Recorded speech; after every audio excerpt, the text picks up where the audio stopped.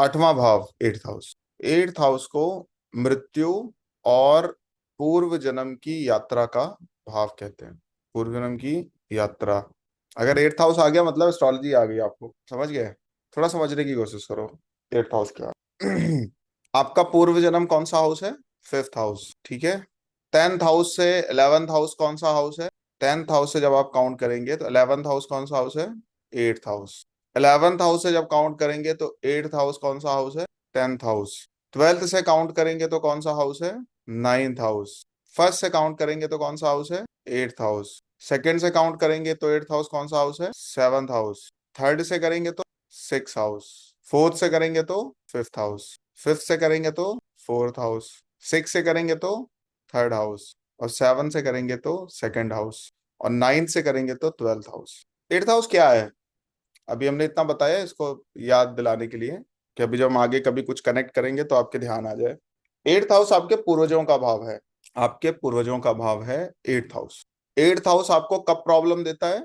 अगर 8वां भाव किसी को प्रॉब्लम दे रहा है, क्योंकि 8वें भाव में देने वाले भी बहुत सारी चीजें हैं और लेने वाले भी बहुत सारी चीजें। जैसे 8th हाउस को हिस्ट्री क्रिएटर हाउस बोलते हैं। अगर किसी व्यक्ति ने इतिहास रचा है, इतिहास के पन्नों में अगर किसी का नाम दर्ज हुआ है, तो वो 8th हाउस का पोटेंशियल है, वो 8th हाउस की पावर है। आपको स्टेटस मिलना, नेम फेम मिलना, रिकग्निशन मिलना, लोगों का प्रेम विश्वास मिलना, ये 7वें और 10वें भाव का काम है। लेकिन जनरेशन टू जनरेशन कोई आपको याद करे, आपके लिए सरकारी छुट्टी मान्य हो जाए, आपको पीढ़ी दर पीढ़ी याद किया जाए, वो कौन सा भाव है? 8वां। 8th हाउस जब किसी को बनाने पे आता है तो इतिहास के पन्नों में दर्ज करा देता है। और 8th हाउस जब लेने में आता है तो जो कुछ भी आपने बना के रखा है सब चौपट कर देता है, लंका लगा देता है। पेन का हाउस भी है, दर्द का हाउस भी है, कष्ट का हाउस भी है। एक बात मेरी हमेशा नोट करना, जब 8वां भाव आपको किसी को प्रॉब्लम दे रहा है तो क्यों देगा 8वां भाव किसी को प्रॉब्लम?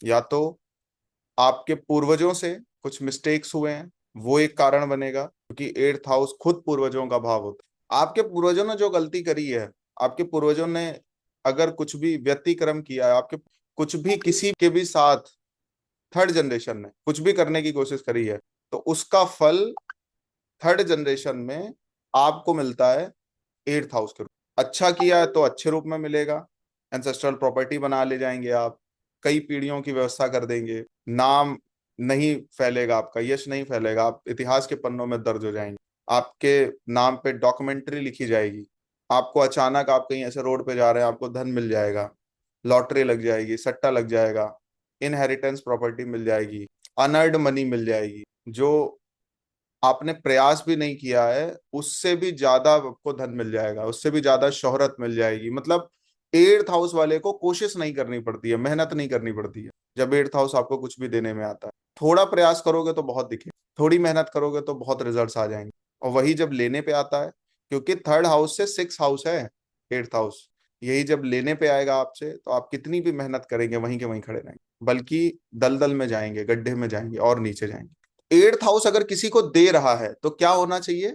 8th हाउस अगर किसी को दे रहा है तो पूर्वजों का धन्यवाद होना चाहिए। 8th हाउस से अगर आपको कुछ भी मिल रहा है तो पूर्वजों का धन्यवाद करिए। 8th हाउस से आपको कुछ मिल रहा है तो अपने इष्ट को स्मरण करिए। अगर आपको लग रहा है कि आपकी लाइफ में कंफर्ट बहुत है, आपको अगर लग रहा है कि 8th हाउस से रिगार्डिंग तो कोई प्रॉब्लम आपकी लाइफ में आई नहीं, इसका मतलब क्या है? इसका मतलब आपकी वजह से नहीं हुआ है, आपके पूर्वजों के प्रयास से आज आप सफल हो। आपकी थर्ड जनरेशन में जिसने जो कुछ भी किया है उसका फल आपको मिल रहा है। आपकी वजह से 8th हाउस आपको फल नहीं देगा। आपकी पीढ़ियों ने जो मेहनत आपके लिए करी है, जो आपकी पीढ़ियों ने सेक्रीफाइसेस किए हैं, उसका बेनिफिट आपको आज मिल रहा है। क्या होता है जब 8वें भाव में बड़ी प्रॉब्लम आती है, तो 8वें भाव में संकट देख लिया गया और धीरे से कहीं से पितृदोष देख लिया गया कुंडली में, तो प्रायः ज्योतिषी बोल देते हैं भाई आपकी कुंडली में पितृदोष है, बहुत स्ट्रगल के बाद आपको सक्सेस मिलेगी, बोला जाता है। तो फिर पितृदोष की पूजा होती है। तो पितृदोष की पूजा का क्या मतलब है? पितृदोष की पूजा का मतलब ये कभी नहीं है कि आपके पूर्वजों तक वो चीज पहुंचने वाली है। ध्यान दीजिए मेरी बात को, पितृदोष की पूजा कराने का मतलब पितरों के निमित्त कुछ भी निकालने का तात्पर्य ये नहीं है कि आपके पितरों तक वो चीजें जा रही हैं। पितृदोष की पूजा कराने का मतलब ये है कि आपके पितरों से जो अपराध बने हैं उसका फल जो आपको मिल रहा है, उसके लिए आप प्रायश्चित कर रहे हैं कि प्रभु हमारे पूर्वजों से या हमसे जो भी अपराध हुए हैं उसे क्षमा करें, हमारे जीवन को कष्ट मुक्त करें। पता नहीं पूर्वज कहाँ होंगे, मोक्ष मिल गया है, स्वर्ग में है, नरक में है, कहाँ है पता नहीं है ना। तो शरीर ही मिल गया होगा, मनुष्य शरीर ही मिल गया होगा, तो कैसे वहां तक पहुंचेगा, नहीं हो सकता। हम ग्रेटिट्यूड पे करने के लिए, अगर आपके पास बहुत कुछ है तो भी श्राद्ध कर्म करना चाहिए, तब भी पितृ पक्षों में उनका स्मरण करना चाहिए, ग्रेटिट्यूड पे करने के लिए। उनकी वजह से आपको आपकी लाइफ में कंफर्ट है, उनकी वजह से आपकी लाइफ में प्रॉब्लम्स नहीं है, तो ग्रेटिट्यूड पे होता है फिर पूर्वजों का, कि भाई आपने कुछ ऐसा जिया है, आपने कुछ ऐसे कर्म किए हैं जिसकी वजह से मेरी लाइफ में बहुत कंफर्टेबिलिटी है, मेरी लाइफ में कोई स्ट्रगल नहीं है, मेरी लाइफ में कोई प्रॉब्लम नहीं है। लेकिन अगर आपकी लाइफ में प्रॉब्लम है, आपकी लाइफ में कष्ट है, तो जब आप पितृदोष की रेमेडी करते हैं, जब आप पितरों के निमित्त चाहे अमावस के दिन चाहे किसी भी तरीके से कुछ भी करते हैं, तो निश्चित तौर पर जो उन्होंने कर्म किए हैं उनसे भी उनको मुक्ति मिलती है, उनको भी मिलती है, और जो उनके कर्म का रिफ्लेक्शन आपके ऊपर आ रहा है उससे आपको भी मुक्ति मिलती है। मैंने भी एक बात बोली, आपने ध्यान दिया होगा, 9th हाउस से 12th हाउस है 8th हाउस, 10th हाउस से 11th हाउस है 8th हाउस, और 11th हाउस से 10th हाउस है 8th हाउस। इसका मतलब क्या है, अगर आप अपना काम केवल प्रॉफिट की दृष्टि से कर रहे हैं और उसमें किसी की हानि और लाभ आपको नहीं दिख रहा है, मतलब मुझे बेनिफिट हो जाए, दूसरा चाहे भले मर जाए, मुझे बेनिफिट हो जाए, दूसरे को बेनिफिट हो चाहे ना हो, मेरे को फायदा हो जाए, ये भले कहीं पतन में चला जाए, ये भले गिर जाए, ये भले सोना चांदी अपना जेवर बेच के आए, अगर आप इस मानसिकता से कर्म कर रहे हैं कि जिसमें आपको केवल आपका प्रॉफिट दिख रहा है, आपके क्लाइंट का पेन, आपके क्लाइंट का प्रॉफिट नहीं दिख रहा है, आपके क्लाइंट को आपसे क्या मिलने वाला है वो नहीं दिख रहा, तो भी 8th हाउस खराब हो जाता है। एक बात और, अगर आपके कर्म समाज के लिए हैं, लोगों का मार्गदर्शन करने के लिए है, लोगों को एक सही आदर्श जीवन दिखाने के लिए हैं, उससे आपके कर्म से आपके काम से अगर समाज का भी भला हो रहा है, देन फिर आपका 8th हाउस स्ट्रांग हो जाए। बात समझ आ रही है कुछ? क्यों? क्योंकि 10th से 11th हाउस है, 12th का 9th हाउस बोला जाता है। 12वें भाव का जो भाग्य है, 12वें भाव की जो भाग्य की चीजें हैं, 12वें भाव के जो भाग्य का संबंध है वो 8th हाउस से है। मतलब जब आप डोनेशंस करते हैं, जब आप चैरिटी करते हैं, तो 8th हाउस पर सबसे बड़ी बात जाती है। अच्छा एक बात बताओ, कोई जेल में क्यों जाता है? कोई अपराध किए होता है तो जेल में जाता है, तभी तो जेल में जाता है। कोई भी प्रोडक्ट इंटरनेशनल कब होता है? जब बहुत अच्छी मैन्युफैक्चरिंग होती है। 8th house is manufacturing also. तो कोई भी चीज जो है वो इंटरनेशनल कैसे बनती है? 12th हाउस से। और 12th हाउस से 9th हाउस कौन सा है? 8th house. समझ में आ रही है कुछ बात? मतलब जो 12वें भाव से संबंधित चीजें आपके साथ होने वाली है, ठीक है, उसका रिफ्लेक्शन 8th हाउस पर कहीं ना कहीं जुड़ा हुआ है। इसको और तरीके से समझने के लिए पहले इनके एट्रीब्यूट्स को और अच्छे से समझने की आप कोशिश करिए।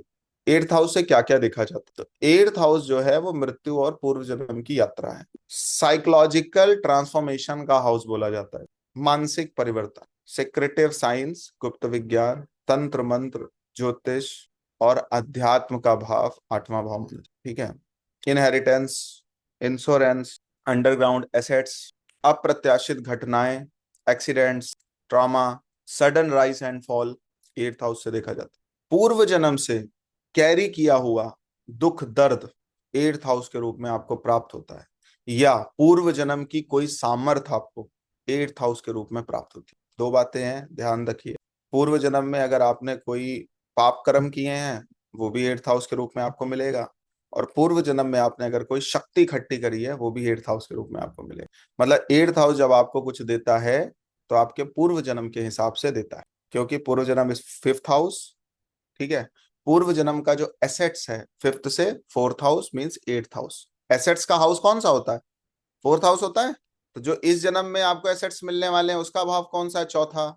जो आप अपने शरीर से बनाने वाले हैं, मेहनत से बनाने वाले हैं, सूझबूझ से, विचार से बनाने वाले हैं, मानसिकता से बनाने वाले हैं। अच्छा, मतलब यही है, जो जितना आदमी सोच पाता है उतना नोच पाता है, उतना बना पाता है।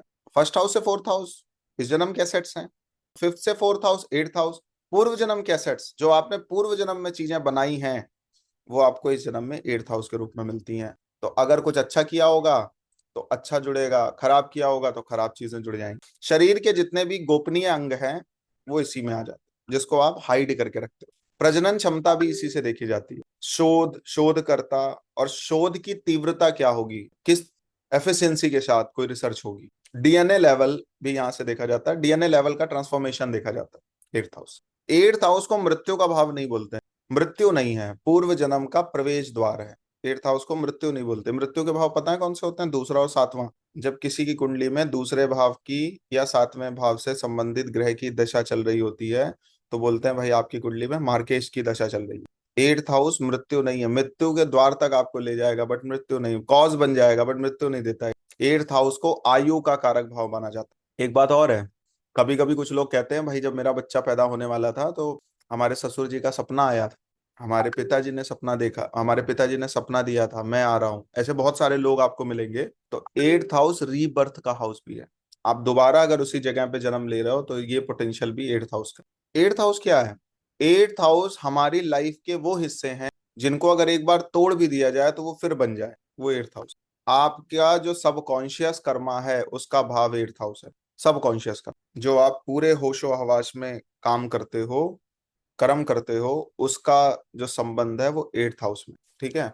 एट्थ हाउस में जो प्लैनेट्स होते हैं वो पूर्व जन्म के इंडिकेटर्स होते हैं।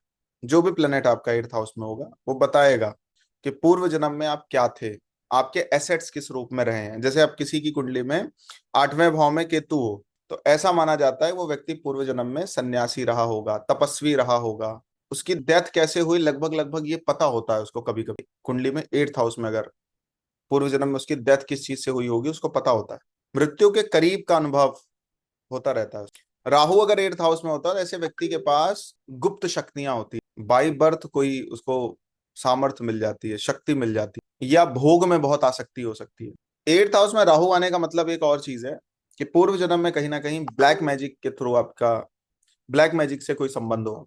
शनि को यहाँ पे इस जन्म के लिए अच्छा बोला जाता है। क्यों अच्छा बोला जाता है? क्योंकि शनि आयु को इनहेंस कर देता है। लेकिन शनि जब एट्थ हाउस में आता है तो व्यक्ति अपनी उसकी मृत्यु ही उसका बोझ बन जाती है। ऐसे लोग, कुछ लोग आपने कहते सुना होगा कि हमारे सामने सबकी डेथ हो जाए भगवान हमें नहीं पूछ रहे हैं। तो ये शनि अगर एट्थ हाउस को देख रहा है या एट्थ हाउस में बैठा होता है तो व्यक्ति को मृत्यु नहीं मिलती है, इसी जीवन में उसको हर प्रकार के कष्ट महसूस होते हैं।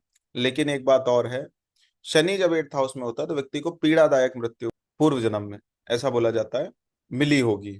या व्यक्ति कभी कभी आत्महत्या करता है या घर त्याग देता है किसी, कभी कभी कोई कॉन्सिक्वेंस ऐसा होता है ना कि हम हमारा मोह खत्म हो जाता है सबसे। तो ये शनि एट्थ हाउस में तो पूर्व जन्म की ऐसी चीजों को रिप्रेजेंट करता है। मंगल होता है तो क्रोध की वजह से किसी ने आपके पीठ पीछे आपको कोई बहुत बड़ी चोट पहुंचाई हो, या सोल्जर रहे हो आप, सैनिक रहे हो, पूर्व जन्म में आपकी डेथ हुई हो।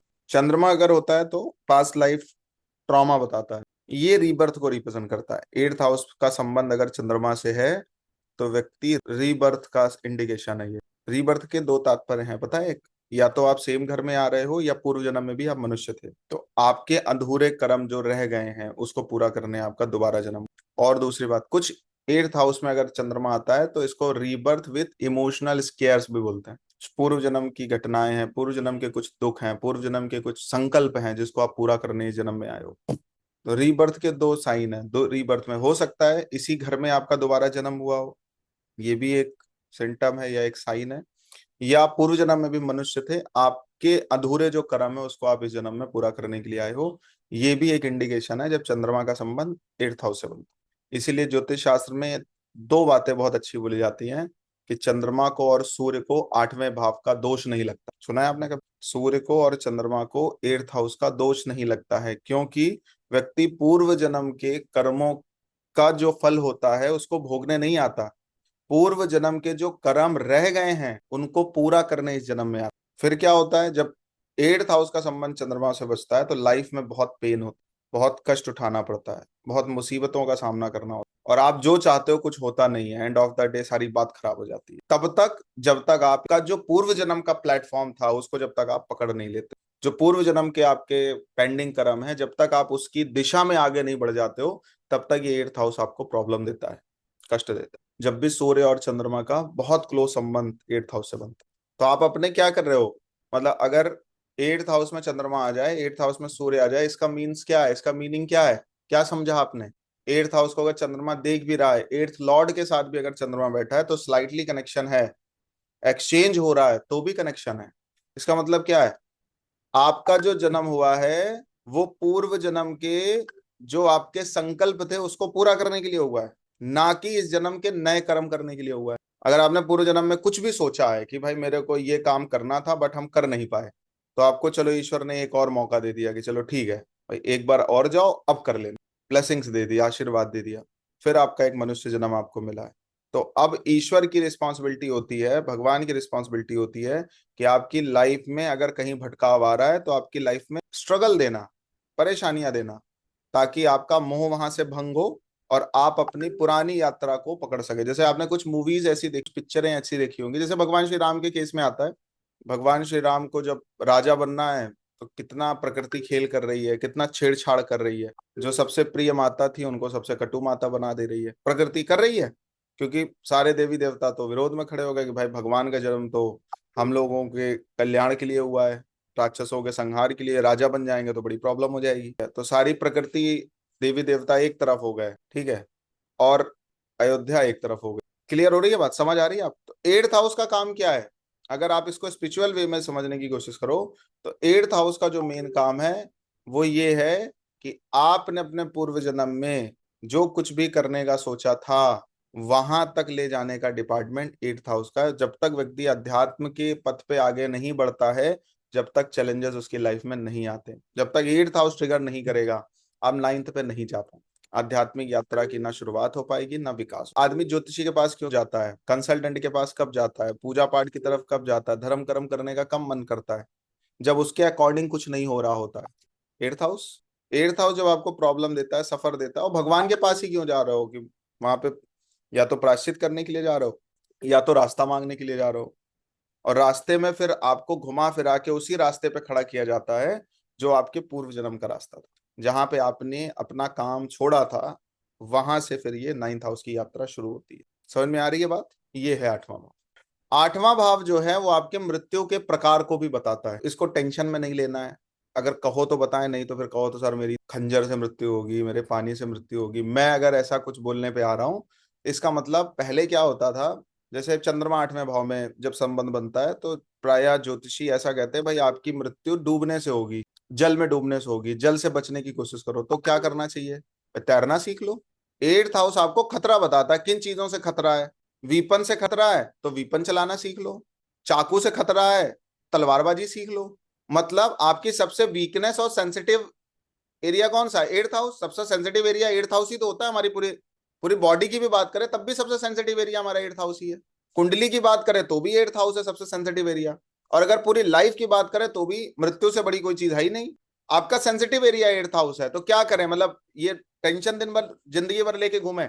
आठवां भाव में जो प्लेनेट होते हैं वो इस बात के इंडिकेशन है, आठवें भाव का संबंध जिन प्लेनेट से बना है इस बात का इंडिकेशन है, आठवें भाव का रिलेशन जिस भी प्लेनेट से बना है इस बात का इंडिकेशन है कि जो आपकी वीकनेस है उसको अपना स्ट्रेंथ बनाइए। अगर आपको एस्ट्रोलॉजर ये बोल रहा है कि आपकी जल में जाने से मृत्यु होगी, भैया पानी से डरना, पानी से भागना, तो वो आपको गलत ट्रैक पे लेके जा रहा है। ये साइंस ने कभी नहीं बोला है कि भाई आपको पानी से डरना है।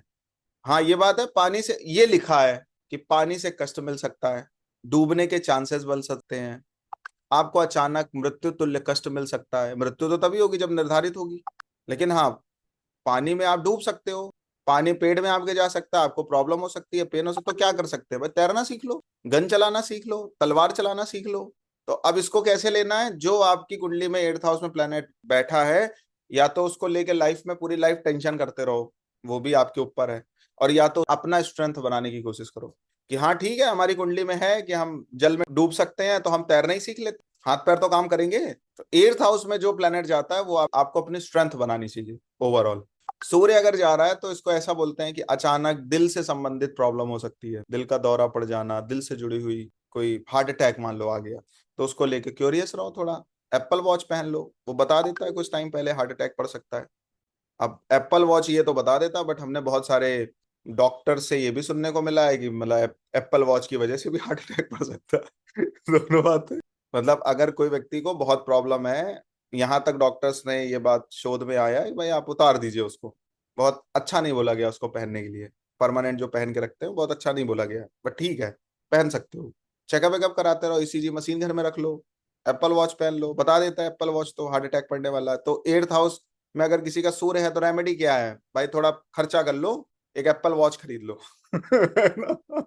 नहीं, ये रेमेडी है सच में, उपाय है ये। वो आपको बता देता है कुछ टाइम पहले कि आपकी भाई हार्ट बीट में प्रॉब्लम है, या कुछ लोग जो ट्रेडमिल करते हैं और कुछ करते हैं, बता देता है, ईसीजी इनबिल्ड आता है, ठीक है। चंद्रमा अगर है तो पानी से डूबने से मृत्यु हो सकती है, भावनात्मक आघात होता है, इमोशनल कोई ब्लैकमेल कर सकता है आपको, इमोशनल कोई चीट कर सकता है, तो दोनों से बचिए, स्ट्रांग करिए अपने को। मैं एक बात आपसे बोलना चाहूंगा 8वें भाव के लिए, और बहुत कॉन्फिडेंस से बोलना चाहूंगा एक बात, क्योंकि 8th हाउस पे हमने बहुत, वैसे सारे भाव पे हमने काम किया, बट 8th हाउस पे कुछ ज्यादा ही थोड़ा कर लिया था एक बार। 8th हाउस में कोई भी प्लेनेट है उसको लेके डरने की जरूरत नहीं। आप किसी प्लेनेट, किसी हाउस को आप स्ट्रांग कर पाओ ना कर पाओ अपनी लाइफ में, वो तो हम नहीं जानते, ठीक है, लेकिन हम सबके अंदर ये सामर्थ्य है कि हम अपने 8th हाउस को स्ट्रांग कर सकते हैं, ये हमें आपको अधिकार मिला हुआ है। रिक्रिएशन का हाउस है 8th हाउस, सब कुछ भी नष्ट हो जाएगा ना तो भी जो बना लोगे वो 8th हाउस, सब कुछ चला भी जाएगा तो भी आपको 8th हाउस के रूप में सब मिल जाएगा, समझ गए। अगर किसी को ये दिक्कत है ना, सर मेरा तो 8वां भाव बड़ा खराब है, मेरी लाइफ में तो कष्ट ही कष्ट है, समस्या ही समस्या है, तो भाई आप समस्या से निकलने का रास्ता नहीं ढूंढ रहे हो, वो समस्या बार बार आपके पास रह रही है, आप उसका कुछ सही सोल्यूशन नहीं ढूंढ रहे हो, और जिस दिन आपके हाथ सही सोल्यूशन लगेंगे वो प्रॉब्लम हमेशा के लिए खत्म। मंगल अगर यहाँ पे होता है तो एक्सीडेंट के चांसेस बनाता है, तो क्या कर सकते हैं भाई, होश में गाड़ी चलाइए, जो सेफ्टी के सारे साधन बताए गए हैं उनको ध्यान में रखते हुए सीट बेल्ट लगा लो, हेलमेट पहन लो, साइकिल वाइकिल भी चला रहे हो तो उनके लिए भी सेफ्टी के लिए चीजें आती हैं, ठीक है। तो जितने भी सेफ्टी से रिलेटेड चीजें हैं, एक्सीडेंट्स ना हो, दुर्घटना ना हो, उससे रिलेटेड जितनी चीजें हैं उनका ध्यान रखिए। ब्लड की प्रॉब्लम हो सकती है, मंगल का अगर संबंध 8th हाउस में होता है तो उसके लिए इंतजाम करके रखो। आजकल तो आप 4 महीने में, 3 महीने में ब्लड डोनेट करते हो तो आपको एक कार्ड में मिल जाता है जिसको आप साल 2 साल में यूज कर सकते हो, होता है ऐसा। ऑप्शन में चीजें रखो, कभी भी ब्लड की जरूरत पड़ सकती है, या इसको भी दिमाग में रखो, किसी को खून की जरूरत पड़ती है तो हम दे देंगे। अगर दो बातें हैं, अगर आपकी ब्लड की कमी है तो ये करना है, अगर ब्लड में थोड़ा इन्फेक्शन है या कुछ इस तरीके का है तो इस बात का भी ध्यान रखा, प्योरीफाई नहीं हो पा रहा है, स्टॉक बहुत है ब्लड का तो डोनेट करते रहो जब आपको टाइम मिले। हथियार, दुर्घटना, कुछ एकाक कोई वीपन चलाना सीख लेना चाहिए व्यक्ति को, हमें ऐसा लगता है, मार्शल आर्ट सीख लो, कराटे सीख लो, कोई एकाक कोई चीज सीख लेनी चाहिए। अगर 8th हाउस में मंगल है तो कुछ ना कुछ, कुछ नहीं समझ में आ रहा है, कुछ जो आपको समझ में आए कुछ सीख लो। बुध यहाँ होता है तो आपको एक एक्यूट डिप्रेशन की सिचुएशन में लाके खड़ा करता है, जिसको हम नर्वस शॉक बोलते हैं। 8th हाउस में बुध अगर किसी की कुंडली में हो तो उसको जहर दिया जा सकता है, यहाँ शास्त्र ने बोला ये बात। तो क्या करें, मतलब सब पर शक करते रहें, क्योंकि फिर बुध शक भी करना भी है, बार बार आप शक करेंगे दूसरों पे, ये भी बुध है। 8th हाउस में बुध होता है तो व्यक्ति शक की खोपड़ी का होता है थोड़ा, तो शक करना है नहीं, किसी को चखा दो भैया, पहले आप खा लो।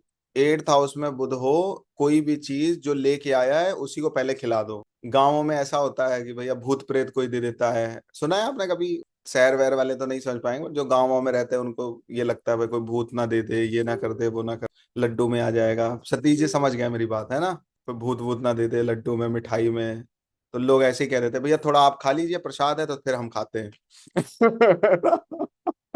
बहुत अच्छे तरीके से 8th हाउस को ट्रैकल करना आ गया ना, मजा आ जाता है लाइफ, बहुत एंजॉय करवाता है 8th हाउस। मैं कभी ये नहीं कहूंगा कि आप किसी के दुख में हंसो, लेकिन आपको जो दुख देने आया है वो लज्जित होके चला जाए, ये बड़ी बात है। आपको अगर कोई दुख देने आया तो वो भी तो लज्जित होके जाना चाहिए, भाई आप किसी को दुख मत दीजिए। तो 8th हाउस में जब बुध होता है तो ऐसे व्यक्ति को किसी के भी हाथ का बहुत सोच विचार के खाना चाहिए, ये सच है बात। अगर आपको किसी पे डाउट है तो वहां पे और अलर्ट हो जाइए, कोई भी चीज ऐसी मत खाइए जिसके बारे में आपको इन्फॉर्मेशन नहीं। 8th हाउस आपको इन्फॉर्मेशन कलेक्ट करने के लिए बोलता है। आप जिस होटल में भी खाना खा रहे हैं, जिस रेस्टोरेंट में भी खाना खा रहे हैं, उसका भी आपको पता होना चाहिए यार कितने दिन पुराना ये खाना खिला सकता है हमको, सामने बनवा लो, ताजा खा लो। और ये स्कीम मत बताओ, मतलब अपने सीक्रेट्स तो रिवील ही मत करो, ठीक है। वाई का मतलब नहीं भैया हम ताजा खाते हैं, सामने बनवा के खाते हैं, मेरी आदत है, रेमेडियल पर्पज से। और ये 8th हाउस में अगर आपकी कुंडली में बुध है तो इन सब को लेकर थोड़ा अलर्ट में, इसी पे ब्लाइंड फेथ करने से बचना चाहिए, खाने पीने के मामले में कुछ भी हो सकता है, ठीक है। समझ में आ रही है बात। और पॉइजन एक शब्द है जो, वो भी यहाँ पे मिलता है, और बहुत सारे तरीके हैं पॉइजन के, तो उन चीजों से बचने की कोशिश करनी चाहिए। एक बात और है, जो आपकी लाइफ में जहर घोल रहा है उससे किनारा भी कर लेना चाहिए, ऐसे रिलेटिव से दूर रहो, ऐसे रिश्तेदारों से दूर रहो जो आपकी लाइफ में रोज जहर घोलने चले आते हैं। अच्छा इन्होंने तुमको ऐसा ये बोला था, इनको बोलना ही नहीं चाहिए, जो ये सब करने आते हैं ड्रामेबाजी, उनको भी थोड़ा किनारे करो, ये भी एक रीजन है। ठीक है, आगे लिखिए। गुरु होगा तो क्या होगा, किस कारण कॉज बन सकता है डेथ का या प्रॉब्लम फेस करनी पड़ सकती है आप मोटापे से। एट्थ हाउस में गुरु हो या देख रहा हो, सिक्स हाउस में गुरु हो या देख रहा हो, तो आपको अलर्ट में जाने की जरूरत है। फैट आएगा, वॉट लगाएगा, बॉर्डर लाइन बना लो भैया, इससे ज्यादा तो वेट नहीं बढ़ना चाहिए। और ज्यादा अगर मैं बोलूं तो यहाँ पे लीवर किडनी फेलियर का कॉज जुपिटर बना सकता। तो अपना लाइफ स्टाइल थोड़ा सही करने की कोशिश करिए कि इन सब चीजों की नौबत ना आए। लाइफ स्टाइल सही करिए, क्या खाना चाहिए, किस तरीके से खाना चाहिए, कैसे जीना चाहिए, कैसे हमारी लाइफ स्टाइल होनी चाहिए, क्या हमारे लिए हितकारी है, क्या हमारे लिए अहितकारी है, ये सब आपको पता होना चाहिए। क्या आपकी बॉडी के लिए जरूरी चीजें हैं, क्या आपकी बॉडी के लिए जरूरी चीजें नहीं है। कभी कभी किसी को दूध अपच करता है, किसी को वीट जो है वो नहीं लगता, गेहूं नहीं खा सकते, क्या बोलते हैं उसको, ग्लूटन डाइट। तो आपको पता होना चाहिए हमारी बॉडी टाइप क्या है, क्या हम इजिली पचा लेते हैं क्या नहीं, तो उसके लिए थोड़ा रिसर्च कर लेनी चाहिए, क्या हमारे लिए ठीक है, क्या हमारे लिए ठीक नहीं है। ठीक है, तो अगर एट्थ हाउस में जुपिटर का संबंध बन रहा है, प्लेस्ड है तो और बड़ी सीवियर प्रॉब्लम है। प्लेस्ड अगर नहीं है, देख रहा है, तो भी आपको इन चीजों पर विचार करना चाहिए कि भाई हमारी बॉडी के लिए क्या ठीक है, हमारे लिए उत्तम आहार क्या है, सर्वोत्तम आहार हमारे लिए। तो ये पता करना, ये हमारा आपका, साथ ही लाइफ स्टाइल हमारी, हमारा सोच विचार कैसे होगा, उठना बैठना क्या होगा, तौर तरीका क्या होगा, रहन सहन क्या होगा, क्रिया प्रतिक्रिया क्या होगी, इन सब पे विचार करना कि हमारे किसी भी तरीके के बिहेवियर से किसी को कष्ट ना पहुंचे। तो अपने थोड़ा बिहेवियर पे भी अंकुश लगाइए, अपने बर्ताव पर भी अंकुश लगाइए। आपकी वजह से किसी को तकलीफ नहीं होना चाहिए, मतलब कोई स्ट्रेस में नहीं जाना चाहिए, किसी की लाइफ में कोई प्रॉब्लम नहीं आना चाहिए। तो आपके बिहेवियर को कंट्रोल करना पड़ेगा। शुक्र होगा तो क्या होगा, शुक्र यहाँ पे प्रॉब्लम देता है, यौन संबंधित प्रॉब्लम दे सकता है। हाँ, एट्थ हाउस में अगर वीनस हो, उसको प्रेम करने से बचना चाहिए। दिल मत लगाओ भाई, दिल किसी से मत लगाओ, मार्क माई वर्ड्स, दिल किसी से मत लगाइए। मोह का त्याग करना चाहिए व्यक्ति। एट्थ हाउस की एक बहुत ही स्पेशल बात बताएं आपको, मजेदार बात। और सब चीजें तो भोग भाग्य प्रारब्ध से मिलती हैं, ये सच है। एट्थ हाउस मृत्यु तो नहीं है ना, आठवां भाव मृत्यु तो नहीं है ना, आयु है। आठवां भाव आपको क्या देता है, आयु देता है, जितने दिन मिले उतने दिन एंजॉय करो, ये आठवां भाव है। और एक बात, मैं इस बात पर, वैसे मेरी जो फिलॉसफी है वो थोड़ा अलग है। मेरा ऐसा मानना है कि मनुष्य कुछ भी कर सकता है, सर्वशक्तिमान सत्ता है। फिर भी अगर मैं कहूँ चलो नहीं कोई कर पाएगा, तो एटलीस्ट आठवां भाव हर आदमी अपनी लाइफ में बदल सकता है। ये एक ऐसा हाउस है, एट्थ हाउस, जिसको आप कभी भी बदल सकते हैं, जो आपके हाथ की चीज है। अगर कोई चीज आपके हाथ में है, मनुष्य के हाथ में अगर कोई चीज है, और अगर हम इसको एस्ट्रोलॉजी से कनेक्ट करने की कोशिश करें, वो आठवां। खुश हर व्यक्ति रह सकता है। एट्थ हाउस संतुष्टि का भाव है, संतोष का भाव। अगर आपको संतुष्टि है, संतोष है, तो आप एट्थ हाउस के बेनिफिट ले रहे हो। संतुष्टि नहीं है, प्रॉब्लम है। जैसे मैंने एक बात बोली थी प्रीवियस क्लास में, सिक्स हाउस षड दोष का हाउस है। छह प्रकार के जो दोष हैं, उनका भाव छठा है। अब सिक्स हाउस से थर्ड हाउस एट्थ हाउस होता है। मतलब आप अपने षड दोषों की वजह से जो सफर फेस करते हो, वो एट्थ हाउस। शुक्र अगर यहाँ पे है, तो आपको प्रॉब्लम में क्या हो सकता है, प्राइवेट कोई डिसीज हो सकती है, HIV हो जाए, कोई ऐसी प्रॉब्लम। और शुक्र एक बात और है, सफाई, साफ सफाई कौन है, शुक्र है। एट्थ हाउस में है तो आप समझ जाइए, कनेक्ट कर लीजिए। उसके बाद एट्थ हाउस में शुक्र हो तो मुंह से बचिए, किसी से भी। कोई आपको आपकी लाइफ में छोड़ के जाता है, आपको कष्ट नहीं होना चाहिए। बच्चा हो, पति हो, पत्नी हो, थोड़ा अपने को उसके लायक बनाओ, मजबूत करो उस जगह में। क्योंकि आपका जिससे, यहाँ पे दो बातें होती हैं, जिससे प्रेम बहुत होगा वो आपको हर्ट भी करेगा। चंद्रमा जब यहाँ पे होता है, जिससे आप इमोशनल बाउंड होगे, वो व्यक्ति आपको हर्ट करेगा। तो कितना इमोशनल होना है, कितना लव करना है, आप पर निर्भर करेगा। कभी कभी माता पिता प्रेम बहुत कर रहे होते हैं बट एक्सप्रेस नहीं करते। समझ आ रही है बात, तो ये आपके हाथ में। शनि जब यहाँ पे होता है, तो इसको ऐसा बोला जाता है कोई दीर्घ रोग होने की समस्या है, लंबी बीमारी से ग्रसित करता है शनि। आप कुछ भारी कष्ट उठाने पड़ सकते हैं जीवन में, मृत्यु मांगो मिले ना, तो मांगना ही क्यों है, एंजॉय करिए, ज्यादा भगवान ने समय दिया है। हमने कुछ ऐसे लोगों को देखा है कि सर अभी तो हमें मरने नहीं है, 2-3 साल और। तो मैंने कहा भाई ऐसा कि गुरु मंत्र अभी कर रहे हैं, हम मंत्र जप कर रहे हैं, पूजा कर रहे हैं, अभी तो नहीं चाहिए डेथ। तो हमने कहा फिर कब चाहिए, बोले जब हम चाहें तब वो। हमने, हाँ भाई शनि तुम्हारा बैठा है, खूब खूब करिए पूजा पाठ, मतलब कर्म करते रहो मरते दम तक। शनि यहाँ पे। राहु क्या कर सकता है, कोई रहस्यमय बीमारी दे सकता है, नेगेटिव एनर्जी दे सकता है, अंधविश्वास। केतु जब यहाँ पे होता है तो कभी कभी आदमी घर पे होता है लेकिन मुर्दे के समान होता है, शरीर चल रही है, सांसें चल रही हैं, लेकिन वो उसका जीवन निरर्थक है या जीवन से हार चुका है। होता है कुछ ऐसा लाइफ में हो जाए आपके कॉन्सिक्वेंस, तो केतु इस तरीके की समस्या आपको दे सकता है। तो उसको समझिए, रीजन समझिए, इन्वेस्टिगेट करिए, देन फिर आगे बढ़िए। मृत्यु मतलब क्या है? मृत्यु का मतलब केवल शारीरिक अंत से नहीं है। ईगो मर जाए, इमोशनल खत्म हो जाए, इमोशन खत्म हो जाए, तो भी तो व्यक्ति मृत्यु के समान ही माना गया है। और जिसके अंदर इमोशन ही नहीं है वो इंसान है ही नहीं, ऐसा बोला गया है शास्त्र में। करुणा ही नहीं है जिसके अंदर, तो मनुष्य नहीं है वो। तो जब किसी व्यक्ति का ईगो खत्म हो जाता है, ईगो तो रहना चाहिए भाई, मतलब ये बात अलग है कि हमें अपनी उपलब्धियों को ज्यादा बखान नहीं करना चाहिए, दूसरों को उनका हिस्सा देना चाहिए। क्या भाई, हमारी बढ़ने में कई लोगों के हिस्से हैं, वो तो बताने चाहिए, बट ईगो तो जरूरी है ना लाइफ में। ईगो नहीं होगा तो व्यक्ति की लाइफ आगे नहीं बढ़ सकती, प्रोसीड नहीं हो सकती। सेल्फ तो ईगो होना चाहिए ना। तो जिसके व्यक्ति के अंदर अहम खत्म हो जाता है, जिस व्यक्ति के अंदर इमोशन खत्म हो जाता है, वो भी डेथ के समान ही है, मृत्यु के समान ही उसको बोला गया शास्त्र में। तो दूसरी एक बात और है, अगर आपका ईगो खत्म हो जा रहा है, आपका इमोशन खत्म हो जा रहा है, तो भी आप मर ही चुके हैं। आपके रहने ना रहने से किसी का कोई भला नहीं हो रहा है। ईगो दूसरों को दिखाने के लिए नहीं होना चाहिए, सेल्फ रिफ्लेक्शन के लिए जरूरी है कि भाई हमें क्या करना था, हम क्या कर रहे हैं, किस लिए जन्म मिला था, हम क्या कर रहे हैं। ये सब जो जितनी भी चीजें हैं वो भी तो ईगो में आ जाती है। अब नहीं करेंगे ये सब, अब कुछ अच्छा करेंगे, ढंग का करेंगे, भले मेरे साथ कोई कैसा भी व्यवहार करे, हमें अच्छा करना है। तो ये भी एक चीज है, भले कोई हमें ठग के जाए, हमें नहीं ठगना है। ये इमोशन एक बाउंड होता है, कोई कष्ट में है तो हम वहां पे जरूर खड़े होंगे। ये जब खत्म हो जाता है तो मृत्यु तुल्य ही है आप, आपकी लाइफ निरर्थक हो गई। तो ऐसा बोला जाता है ईगो खुद से होना चाहिए। खुद से कैसे? मतलब अपनी चीजों को चेंज करने में, अपने व्यवहार को बदलने में, बर्ताव सही करने में, जो चीज नहीं है उसे प्राप्त करने में खुद से ईगो होना चाहिए। और इमोशन दूसरों के लिए होना चाहिए, करुणा बोलते हैं उसको, कि अगर कोई शोषित पीड़ित वंचित है तो, और हमसे कोई मदद मांगी जा रही, गुहार लगाई जा रही है, तो हम जितना कर सके उतना एटलीस्ट करें। और ट्रांसफॉर्मेशन को इंडिकेट करता है 8th हाउस। चलो ग्रहों को थोड़ा समझते हैं कि जब 8th हाउस में अलग अलग तरीके के ग्रह आते हैं तो उनके रिजल्ट्स क्या होते हैं। जब सूर्य 8वें भाव में होता है तो आपके ईगो को खत्म करता है। कौन से ईगो? जिससे दूसरों को कष्ट मिले, वैसे ही ईगो खत्म कर, पिता से या आत्मसम्मान से जुड़े हुए कार्मिक अकाउंट को यहाँ पे सन जो है वो रिप्रेजेंट करता है। 8th हाउस क्या है?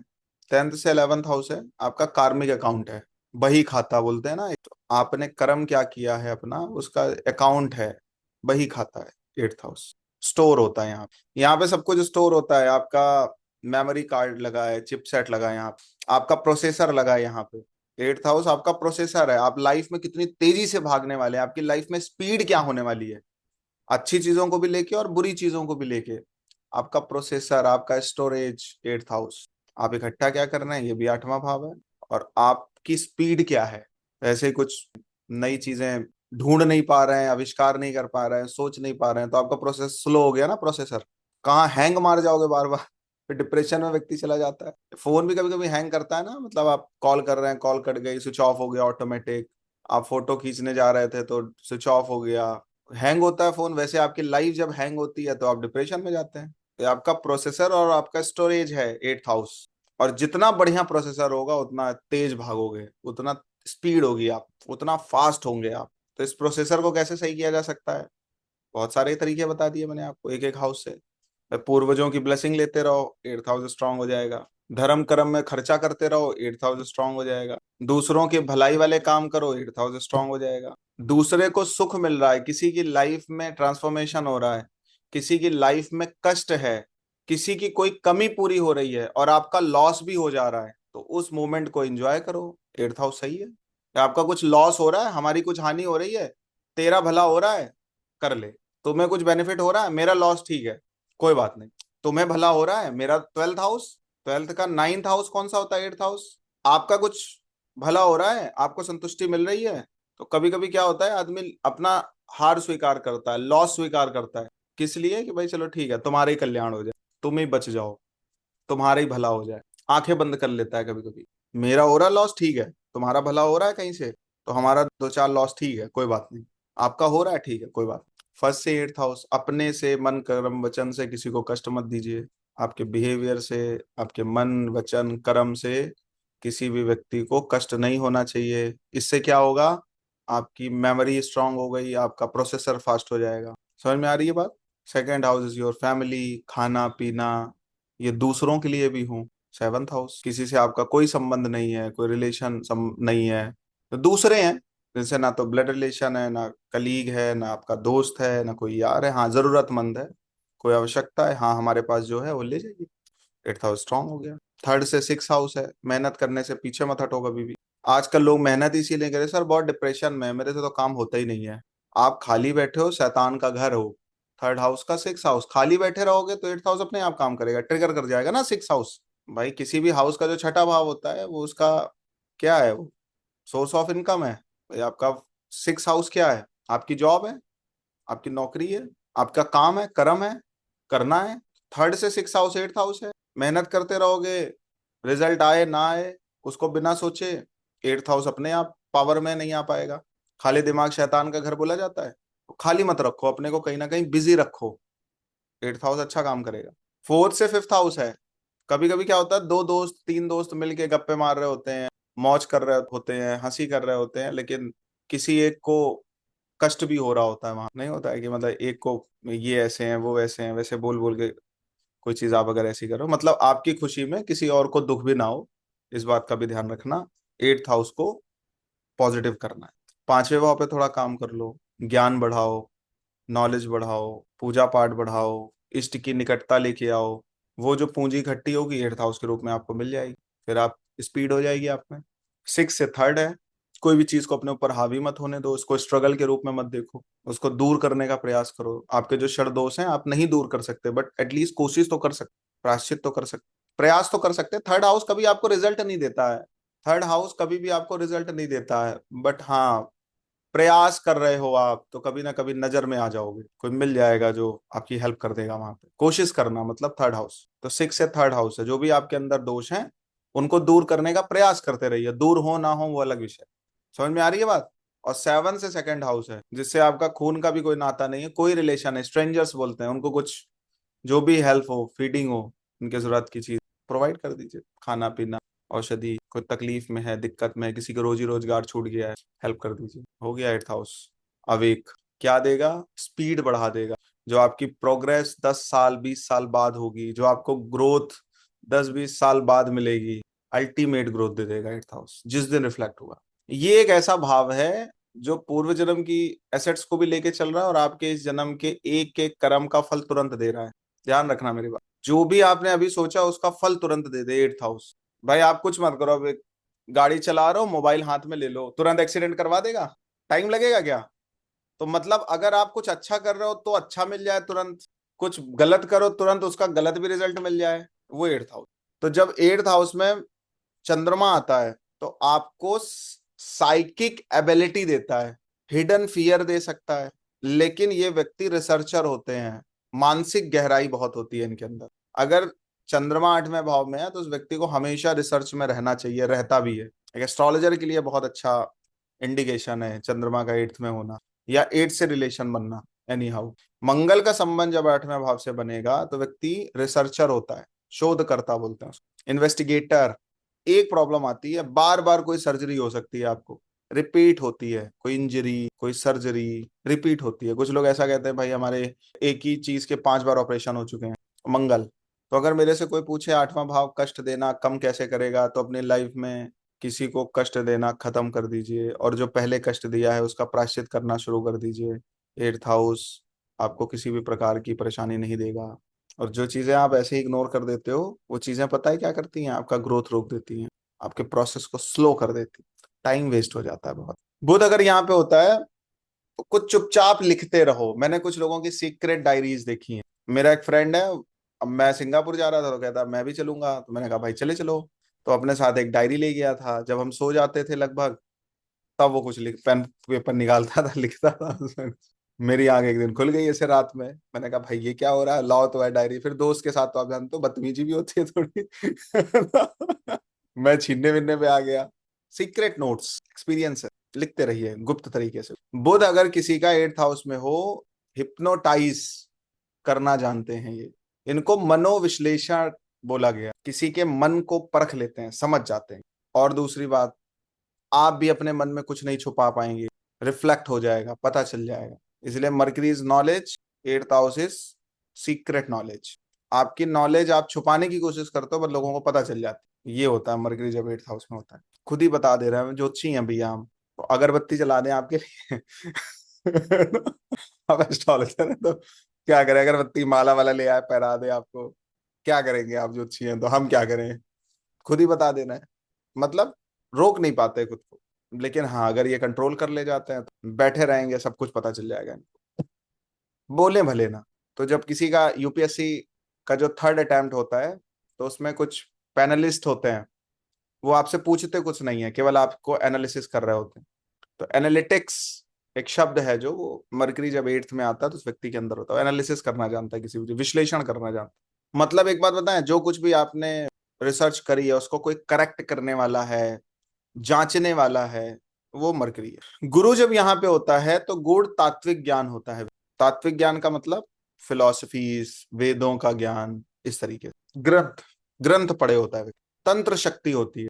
एट्थ हाउस को चाहे गुरु देखे, चाहे एट्थ हाउस में गुरु बैठ जाए, चाहे एट्थ लॉर्ड गुरु बना हो, ऐसे व्यक्तियों के अंदर गुरुत्व शक्ति होती है, आकर्षण शक्ति होती है, किसी को भी अट्रैक्ट करना जानते हैं। बताइए, आंसर करो, किसी की चार्ट में हो आदमी आपसे अट्रैक्ट हो जाएगा। तो मैं कुछ आता हो ना आता हो, जादुई। और इनका मतलब एक फिलॉसफी है, इनको लगता भी है, मतलब एक बार कोई हमसे अट्रैक्ट हो जाए फिर तो हम काम हो जाए हमारा। ऑरा बहुत बहुत अच्छा होता है ऑरा। कोई भी व्यक्ति इनसे कनेक्ट होना चाहता है, एट्थ हाउस में जुपिटर हो तो, या एट्थ हाउस का संबंध जुपिटर से बना हो, या एट्थ हाउस का रिलेशन जुपिटर से बना हो, एट्थ लॉर्ड ही जुपिटर हो। मतलब ऐसे लोग अपने प्रति दूसरों में बहुत जल्दी श्रद्धा जगा ले जाते, विश्वास पैदा कर देते। आदमी फेथ बहुत जल्दी करने लग जाता है। अब इसके दो अर्थ हैं। अब उस वो फेथ तो हुआ, अब उसको आप किस दिशा में लेके जा रहे हैं, अब ये दूसरा पॉइंट है। तो वो फिर आपका एट्थ हाउस के पॉजिटिव रिजल्ट देगा, नेगेटिव रिजल्ट देगा, फिर वो एक दूसरी बात है। फेथ तो आपने जगा दिया, ट्रस्ट तो आपने एक बार किसी का विश्वास तो जीत लिया, भरोसे में तो ले लिया, लेकिन अब आप करने क्या वाले हो, ये असली गेम है, ये सही गेम। राम रहीम की कुंडली देखो। राम रहीम पता है ना, यस, वो जेल वाले बाबा। Ninth lord, eighth lord Jupiter बना है, वैकेंट है eighth house. Asaram Bapu, eighth lord Shani बना है, उसके साथ गुरु बैठा है। बात समझ आ रही है आपको? मतलब क्या है? आठवें भाव का संबंध गुरु से बना है, इसका मतलब आप दूसरों का विश्वास जीतने में कैपेबल हैं। और ये जो गुण है आपके अंदर, वो इस जन्म का नहीं है, कई जन्म का है, पूर्व जन्म का। गुरुत्व होता है, आदमी इनसे, ऐसे लोगों से कनेक्ट होना चाहता है, ठीक है। बट वो कनेक्ट होने के बाद आपकी क्रिया प्रतिक्रिया क्या है? हाउस को अगर सही से यूज कर लिया तो राजा बन जाओगे। एट्थ हाउस को आपने अपना धन समझ लिया तो आप राजा से रंक बन जाओगे, टाइम नहीं लगेगा। मतलब अगर आपकी पूरी लाइफ कोई हाउस संवार सकता है वो भी एट्थ हाउस। आपकी पूरी लाइफ अगर कोई हाउस डिस्ट्रॉय कर सकता है, वो कौन सा हाउस है? Eighth house. तो आपको ध्यान रखना चाहिए, एट्थ हाउस से रिलेटेड जो भी प्लेनेट है, उन व्यक्तियों के साथ, उन वस्तुओं के साथ और उन स्थानों के साथ बदतमीजी नहीं करनी चाहिए। होश में रहिए वहां पे। प्लेस, पर्सन और थिंग, ऐसा अपराध बनेगा पूरी लाइफ नहीं निकल पाओगे वहां से। समझ में आ रही है बात? दिमाग में जा रहा है? तो आप पर कोई विश्वास कर रहा है, एट्थ हाउस में जुपिटर है, बहुत बड़ी बात है। आपको कोई सम्मान दे रहा है, एट्थ हाउस में सूर्य है, बहुत बड़ी बात है, पूर्व जन्म का है, पूर्व जन्म का भी रिलेशन है। लेकिन उस सम्मान का आप क्रिया प्रतिक्रिया क्या दे रहे हैं? वो तो आपने अपना प्रेजेंट बना दिया ना उससे। तो प्रेजेंट, पास्ट, फ्यूचर, सबके रिजल्ट तुरंत अगर कोई दे रहा है, कौन दे रहा है? Eighth house. वो कहते नहीं, जैसी करनी वैसी भरनी, कौन सा हाउस? Eighth house. एक लाइन है बहुत अच्छी, जो तू खोएगा वही पाएगा, जो तू बोएगा वही खाएगा, तो दुनिया को जो भी देगा वापस दुनिया से तुझको ही आएगा। तो दुनिया को आप दोगे, वो दुनिया से आपको मिलेगा, वो एट्थ हाउस है। जो तू बोएगा वही खाएगा, जो तू खोएगा वही पाएगा, जो तू दुनिया को देगा वही वापस दुनिया से तुझको आएगा। Eighth house. इसलिए क्या करना है? अलर्ट में रहना। गुरु हो गया, आगे आइए। शनि अगर होगा तो, शनि का संबंध अगर एट्थ हाउस, तो ये आपके कार्मिक कर्ज को रिप्रेजेंट करता है, कार्मिक श्राप को रिप्रेजेंट करता है। अपमान देगा। बहुत लंबी तपस्या करनी चाहिए ऐसे लोगों को, लंबी तपस्या, छोटी मोटी नहीं, लंबी। और इसको कहते हैं डीप रीबर्थ साइकिल। बार बार बार बार बार बार जन्म लेना पड़ेगा, काकभुसुंडी की तरह। काकभुसुंडी जी की कथा पता है आपको? किसको नहीं पता है, हाथ उठाइए। काकभुसुंडी जी का नाम सुना है? नहीं सुना है? अरे वाह, क्या बात है। तो आप लोग तो कथा भी सुन लेते हो हमसे, दक्षिणा विक्षिणा कहाँ गई? ज्योतिष के साथ साथ और भी बेनिफिट ले रहे हो आप।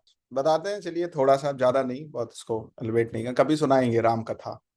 एक्चुअल में सुना बहुत है ना, तो स्टोरीज आ जाती हैं। काकभूषुंडी जी के बारे में ऐसा बोला जाता है कि रामचरितमानस के उत्तरकांड में उनके बारे में बहुत डिटेल में बात करी गई है।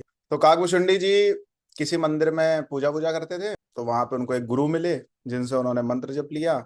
और फिर मंत्र जप लेने के बाद उसी मंदिर में मंत्र जप करते थे, और मंदिर था महाकालेश्वर, उज्जैन वाला, रियल स्टोरी है।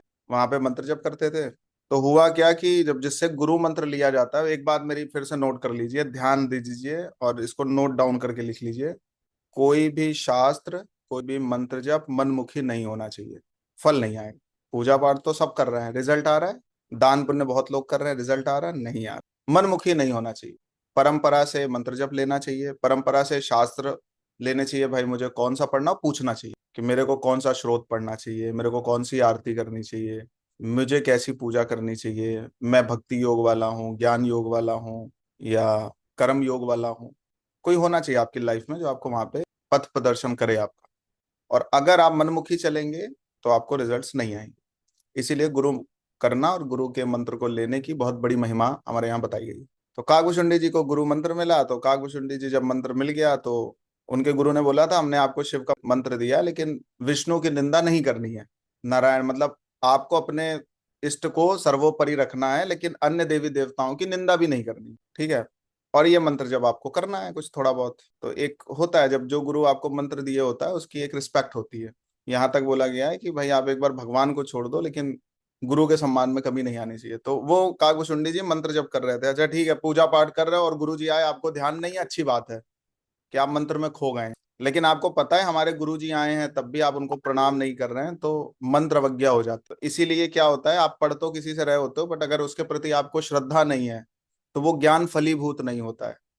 कोई मंत्र जप कर रहा हो लेकिन जिससे मंत्र आपको मिला है उसके प्रति श्रद्धा नहीं है, तो मंत्र जागृत नहीं होता है। तो जो रिसर्च करनी है पहले कर लो, अब जब ले लिया है तो अब अंधश्रद्धा होनी चाहिए वहां पे। पहले रिसर्च कर लो सारी, किससे पढ़ना है, किससे मंत्र लेना है। लेकिन अब अगर ज्वाइन कर लिया तो आपकी कोई ड्यूटी हो गई है, ठीक है। तो उनको मंत्र जब मिला तो गुरु को प्रणाम नहीं किया उन्होंने, और उनको पता था हमारे गुरु जी आए हैं, तो गुरु ने तो कुछ नहीं बोला। गुरु को लगा ठीक है, चेला पूजा पाठ कर रहा, अच्छी बात है। लेकिन भगवान शिव कुपित हो गए, और महाकालेश्वर ने, शिव ने श्राप दे दिया। क्या श्राप दिया है, 84 लाख योनियों में तू ऐसे ही घूमता रहेगा, तेरा कल्याण नहीं होगा। बहुत भयानक श्राप दिया। कई प्रकार की यातनाएं मिलती रहेंगी, नाली के कीड़े से लेके सारे तुम्हारी योनियां होंगी, परेशान किए जाओगे, बहुत परेशानियां आएंगी, तुम्हें अपना जीवन नरक के समान लगेगा। ऐसे श्राप दिए, कई श्राप दिए, एक नहीं कई श्राप महादेव ने दिए। और फिर उनके गुरु से नहीं रहा गया, उन्होंने जब अपने शिष्य के प्रति ऐसा कठोर श्राप देगा तो उन्होंने वहां पर रुद्राष्टकम गाया।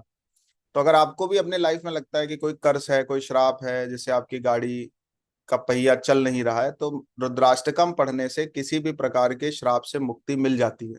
रुद्राष्टकम पढ़ने से किसी भी श्राप से मुक्ति मिल जाती है, सुनने से भी मिल जाती है। वो नमामि शमीशान निर्वाण रूपम विभुम व्यापकम ब्रह्म वेद स्वरूपम निजम निर्गुणम निर्विकल्पम निरीहम चिदाकाशम आकाश वासम भजेहम।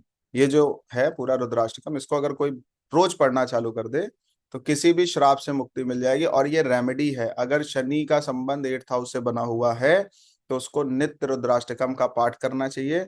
और उससे जो कुछ भी अभी गलतियां हो रही हैं उसका प्रायश्चित भी करना चाहिए, कार्मिक देवता अगर बन रहा है, और पूर्व जन्म में जो हुआ है उसकी वजह से जो प्रॉब्लम आ रही है उसके लिए भी उसको प्रायश्चित करना चाहिए। तो ऐसा करने से 8th हाउस का शनि जो है वो आप, शनि की मार से आप बच जाते हैं, ठीक है। तो काकभूषुंडी जी के बारे में ऐसा बोला जाता है कि उनको ऐसा श्राप मिला था कि कई जन्मों तक भटकाव में रहेंगे, अंधकार में रहेंगे, कुकर शुकर की तरह उनका जन्म होगा, ठीक है। कभी उनको मोक्ष नहीं मिलेगा, मनुष्य जीवन तो उनको मिलेगा ही नहीं जिससे वो अपना कल्याण का रास्ता भी प्रशस्त कर सके। लेकिन ये रुद्राष्टकम का प्रभाव ऐसे हुआ। और एक बात और है, रुद्राष्टकम काकभूषुंडी जी ने नहीं पढ़ा है, उनके गुरु ने पढ़ा है। तो ये आप अपने बच्चे के लिए भी कर सकते हैं, पति के लिए भी कर सकते हैं, फैमिली मेंबर में किसी के लिए कर सकते हैं, दोस्त यार के लिए भी कर सकते हैं, जिसके लिए करने का मन हो उसके लिए कर सकते हैं, क्लाइंट का भला हो इसके लिए भी कर सकते हैं। समझ में आ रही है बात। अच्छा, जो एक हीलर होता है, आप लोगों ने शब्द सुना होगा, आप में से हो सकता है बहुत लोग हीलर हो भी। है आप में से कोई हील करते हैं, हीलर हैं कोई, हैंड रेस करें। वो मेरे को पता नहीं है उसके बारे में, लेकिन जो जिसका काम है भाई उसी का। हाँ, क्या करते हैं इसमें नेहा जी, नेहा जी क्या करते सर, जी सर। सर एक्चुअली हीलिंग के देखिए। दौरान सर हम मल्टीपल मोडालिटीज यूज करते हैं। सर हम्म। एक ही हीलिंग, लामाफेरा हीलिंग, योग माया, हुंकारा विधरीम। नहीं, सर एक बार में एक ही को बेसिकली हील कर सकते हैं ना नेहा जी। यस सर, ये है कि एक टाइम पे हम मल्टीपल मोडालिटीज के सिंबल्स लेकर as per the situation sir हम एक क्लाइंट को हील कर सकते हैं। हमारे यहाँ जो रुद्राभिषेक होता है, रुद्राभिषेक, उसमें अगर 100 लोग बैठ जाएं, 1000 लोग बैठ जाएं, तो हजारों हील हो जाते हैं। अगर 1000 लोग उस रुद्राभिषेक में बैठे हैं तो 1000 लोग एक बार में हील हो जाएंगे। और आपको पता है, अभी जितने गोरे हैं, विदेशी हैं, वो रुद्राष्टकम की और रुद्री के पाठ की प्रैक्टिस कर रहे हैं। उनको मिल गया है कुछ, इससे बेस्ट कोई हीलर, हीलिंग का कॉन्सेप्ट नहीं है। एक हीलर अपनी पूरी एनर्जी लगा देगा, अपना पूरा सारा प्रयास कर देगा, तो एक ही आदमी को हील कर पाएगा एक बार में। वो घंटे भर लग सकता है, साल भर लग सकता है, कुछ महीने लग सकते हैं, कुछ वीक्स लग सकते हैं। हमारे यहाँ जो सनातन की फिलॉसफी है, उसमें एक आदमी केवल पूजा करा रहा है और पूरी फैमिली उसमें मोहल्ला आके बैठा है, पूरा मोहल्ला उसका बेनिफिट लेके जा सकता है, ये है। तो हमारे यहाँ जो आप पूजा पाठ भी करते हो, चीजें करते हो, सनातन कल्चर की स्पेशलिटी है, वो आप कर रहे हो, लेकिन उसका फल कई लोगों तक जा रहा है। मेरा जो कहने का मतलब था वो केवल इतना था। मतलब, पाप किसने किया, कर्ष का भागी कौन बना, काकभूषुंडी जी। पढ़ा किसने, उनके गुरु ने। फल किसको मिला, काकभूषुंडी को मिला। है ना। तो कुछ चीजें हमारे यहाँ ऐसी हैं कि आप नहीं कराते हो, जो जिसने पाप किया वो नहीं कर रहा है, दूसरा कोई कर रहा है। जैसे आप, आपके पूर्वजों ने मान लो कुछ ऊपर नीचे किया, आप उनके नाम से भागवत कथा करवा रहे हो, तीर्थ कर रहे हो, गया जी जा रहे हो, उनके नाम से कर रहे हो कुछ, ठीक है। तो क्या हो रहा, उनके कष्ट कम हो रहा है, उनकी परेशानी कम हो रही है, जो उन्होंने अपने इस जन्म में कुछ ऊपर नीचे किया, वो समस्या समाप्त हो रही है। तो कभी बच्चे की कुंडली में लगे, पति देव की कुंडली में लगे, और आपको लगे कि वो स्ट्रगल कर रहे हैं अपनी लाइफ में, कोई फैमिली में कोई लगे, तो उसके लिए भी करने से उसका कल्याण होगा। समझ में आ रही है बात। तो शनि जब 8th हाउस में होता है तो ऐसी प्रॉब्लम देखने को मिलती है। इसको बोलते हैं कार्मिक कर्ज, अपमान मिलेगा, बहुत लंबी तपस्या करनी पड़ेगी, छोटे मोटे से काम नहीं चलेगा, और डीप रीबर्थ साइकिल होता है, कई जन्मों तक उलझे रहोगे, कल्याण नहीं होगा जल्दी। इसलिए क्या करना है, अपने को ऑब्जर्व करते रहना है, चेक करते रहना है कि हमसे कोई ऐसा अपराध ना बन जाए जिसको हम चुका ही ना पाए। राहु जब यहाँ पे होता है तो फालतू के सब्जेक्ट्स में रुचि हो सकती है, जिसको ताबू सब्जेक्ट्स बोलते हैं। राहु 8th हाउस में आता है तो इस बात को एस्ट्रोलॉजी बोलती है कि भाई पास्ट लाइफ में कुछ अनएथिकल डिजायर रहे होंगे, तो फिर इस जन्म में भी कई कष्ट उठाने पड़ते हैं। केतु 8th हाउस में हो तो इससे बेस्ट योग नहीं है कोई, मोक्षदायी योग बोला जाता है। पास्ट लाइफ में आपने कोई तपस्या करी है तो केतु आज यहाँ प्लेस्ड है। मतलब क्या है, आत्मा का उन्नयन हो जाता है। मैंने प्रीवियस क्लास में एक बात बोली थी, जब गुरु 6th हाउस को देखता है या 6th हाउस में बैठता है, तो वो व्यक्ति अपने कई जन्मों के जो कर्म है वो इस जन्म में काटने के लिए आया है। बोला था ये बात। विराट कोहली की कुंडली उठाओ, चेक करो। एक लाइफ, एक टाइम तक आपको मेटेरिस्टिक सक्सेस मिलेगी, फिर मेटेरिस्टिक सक्सेस मिलना बंद हो जाती है। तब तक मेटेरिस्टिक सक्सेस मिलती है जब गुरु 6th हाउस को देखता है, जब तक आपको एक रिकर्निंग इनकम जनरेट नहीं होने लग जाती है, एक ठीक ठाक पैसा आपके पास महीने का आता रहे, जिससे आपका काम चलता रहे, कोई चीज रुके नहीं आप। ये भी प्रकृति आपके साथ करती है। लिसन, फिर से मेरी बात को ध्यान से सुनिए। जब 6th हाउस का संबंध गुरु से बनेगा, एक टाइम तक आपकी मेटेरिस्टिक ग्रोथ होगी। उसका तात्पर्य ये होगा, उतना पैसा आपके पास आता रहे जिससे आपको आर्थिक मामलों के विषय में बहुत सोचना ना पड़े। जिसके चार्ट में वो एग्री करेंगे, ठीक है। फिर एक टाइम ऐसा आता है कि प्रकृति आपसे आपसे कुछ ऐसा करती है कि जहां पे आप प्रयास कर रहे होते हैं वहां पे आपके प्रयास सफल नहीं होते मेटेरिस्टिक चीजों को लेके। फिर वो चाहते हैं कि आप रिलीजियस चीजों की तरफ आगे बढ़े। तो अभी देखो, बार बार प्रेमानंद जी के चक्कर लग रहे हैं, करौली जो है वो मंदिर टेम्पल जो है ना, वहां पे आते जाते रहते हैं।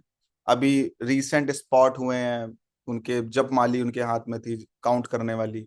पूरा नॉनवेज नहीं खाते हैं विराट कोहली, पहले बहुत खाते थे, अभी नहीं खाते हैं। तो जिसकी कुंडली में 6th हाउस में ये सब चीजें होंगी, तो उसकी एक टाइम तक मटेरिस्टिक जो होती है चीजें फुलफिल होना बंद हो जाती हैं, वैसी सक्सेस नहीं दिखती है, फिर वो रिलीजियस सक्सेस की तरफ आगे बढ़ते हैं। समझ में आ रही है मेरी बात। और अभी अब रिसेंट प्रेमानंद जी से जब वो मिलने गए हैं, तो आप उनका वीडियो देखो, आपको रियलाइज हो जाएगा क्या बातें, क्या शब्द बोले हैं प्रेमानंद जी महाराज। समझ में आ रही है बात। तो एस्ट्रोलॉजी अगर कोई बात बोल रही है ना, ज्योतिष अगर कोई चीज बोल रही है, तो वो एकदम बहुत फैक्ट के साथ बोलती है, हर चीज कनेक्ट होती है। ये अभी का केस स्टडी है, वो अभी का रिसेंट में। कोई पुरानी बातें करना मुझे पसंद नहीं, मैं हमेशा नई बातें करना पसंद करता हूँ। रिसेंट है, अभी ताजा ताजा वाला। तो केतु अगर एट्थ हाउस से रिलेशन बिल्ड करता है तो वो मोक्षदायी योग बोला गया इसको। पूर्व जन्म की तपस्या का फल है और इस जन्म में आत्मा का उन्नयन होगा। उन्नयन मतलब प्योरीफाई करोगे और आगे बढ़ोगे आध्यात्मिक चीजों में। अब ये कुछ मूर्ख आते हैं बताने के लिए, मैं उनसे कहता हूँ भाई केस स्टडी करो, नेट पे ढूंढो, कुंडलियां लगाओ। अब वो कहते हैं सर सही होती है क्या? सही है। विराट कोहली की आप लाइव देखो, जुपिटर सिक्स हाउस में असेंडेंट तो ठीक ही है ना, तभी तो हुआ है शिफ्ट। तो ये सोचने के बजाय, क्वेश्चन मार्क्स लगाने की बजाय रिसर्च में जाइए। ठीक है, आगे आते हैं इसी पे। एट्थ हाउस और क्या है? एट्थ हाउस को तंत्र मंत्र, ज्योतिष, DNA analysis, forensic science, occultism, इन सभी भावों से तो देखा ही जाता है। हिडन ट्रुथ भी है एट्थ हाउस। जो छुपे हुए रहस्य हैं उनको प्राप्त करना और उनको पाने के लिए प्रयास करना, ये eighth house. Healer, counsellor, occultist, tantrik और रीबर्थ थ्योरिस्ट बन सकते हैं ये लोग। टेंथ लॉर्ड भी अगर यहाँ पे है तो ऐसे प्रोफेशन में आप जा सकते हो। कुछ है ना, बताते हैं आप कई जन्मों में क्या थे, किस तरीके से क्या हुआ, कई लोग बताते हैं, एनालिसिस कर लेते हैं। यह भाव पिछले जन्म में मृत्यु कैसे हुई थी उसको भी बताता है। कौन से गहरे भाव अधूरे छूट गए थे और इस जन्म में उन्हें किस प्रकार से समाप्त किया जाएगा, ये भी एट्थ हाउस बताएगा। देखो हमारे जीवन का उद्देश्य क्या है? मनुष्य का जो जन्म मिला है ना, वो कार्मिक नॉट्स को काटने के लिए मिला है। आपका एक ही उद्देश्य है, जो आपने, आपके जो कार्मिक नॉट्स हैं उनको काटना है। समझ गए? यही आपकी आत्मा का उद्देश्य है। तो एट्थ हाउस में जो प्लेनेट हो उनकी पूर्ति करिए, उनसे रिलेशन कोई वैसा मत रखिए बहुत ज्यादा जुड़ाव वाले। पूर्ति करिए, जो आपके रिलेटिव हैं, जो आपके कर्तव्य हैं उनको पूरा करिए, जो आपकी ड्यूटी है उनको फुलफिल करिए, बट किसी से जुड़ाव मत रखिए। ये आपको एट्थ हाउस बोलता है, क्योंकि आपका जो काम है वो मुक्त होने का है, ना कि किसी से जुड़ने का। इसलिए चुप्पे चुप्पे लगे रहो, अपने मकसद को जान जाओ और उसको पूरा करने के लिए चुपचाप लगे रहो। किसी से ज्यादा डिस्कस मत करो उस विषय में।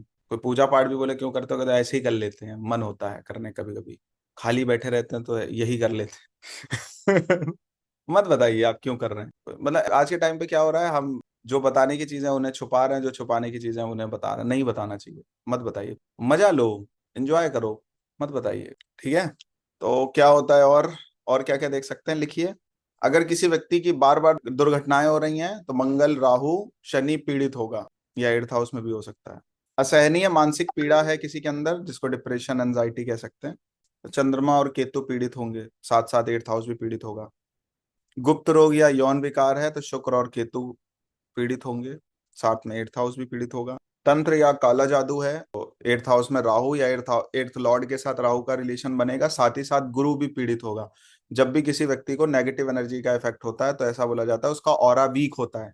तो अगर किसी व्यक्ति के ऊपर नेगेटिव एनर्जी का इफेक्ट है, इसका मतलब एट्थ हाउस का रिलेशन राहु के साथ बना है, point number one. Point number two, Jupiter भी पीड़ित है, जुपिटर भी वीक है। तो एक एक चीज अपने को जुपिटर पे भी काम करना है कि और अपना बेस्ट हो जाए। ठीक है, फिर दूसरा, राहु चूंकि पूर्व जन्म के बैड सिन को दिखाता है, ठीक है, श्राप को दिखाता है, बैड कर्म को दिखाता है, उससे रिलेटेड भी जो प्रॉब्लम है उनको भी रिजॉल्व करना है।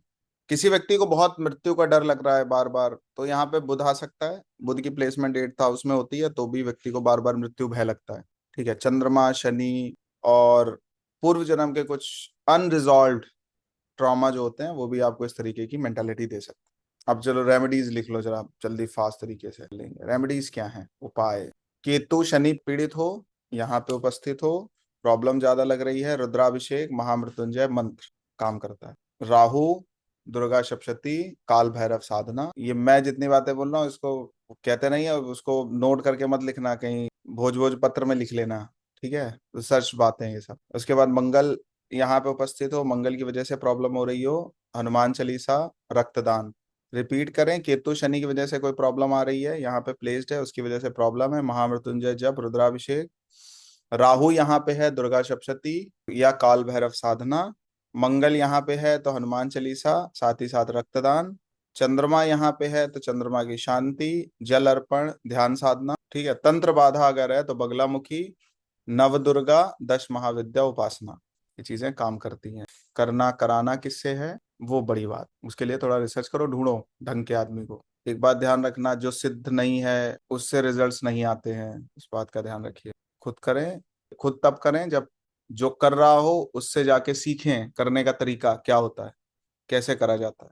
किसी ने सिद्ध किया हो तो उसके पास जाए, बैठे सीखे, किसी से कराएं तो वो निष्णात होना चाहिए। निष्णात शब्द का मतलब ये है कि उसको सब चीजें पता होनी चाहिए, तो उसको ढूंढें, थोड़ा सा आइडेंटिफाई करें। किसी से भी नहीं कराई जाती हैं चीजें। तो जब आप एक अच्छा घर बनवा रहे होते हो तो एक अच्छे इंजीनियर को ढूंढते हो, ठीक है, अच्छा ढूंढ के कराइए, बेनिफिट होता है। उसके बाद जब आप कभी रोशनी में होते हैं तो परछाई भी आपके साथ चल रही होती है, दिखता है कभी कभी, रात में दिखता है, एक परछाई तो आपका पीछा कर ही रही है।